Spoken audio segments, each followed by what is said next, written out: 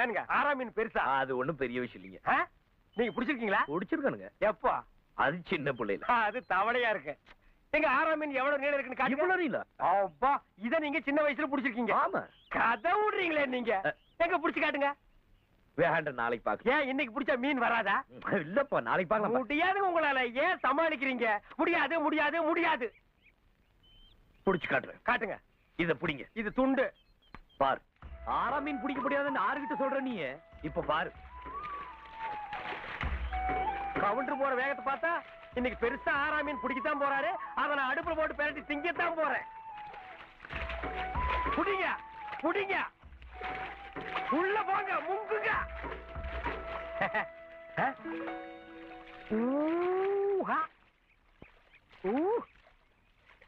அது கிடக்குது ஆறாம் மீன், இங்க இருக்குது சொரா மீன்.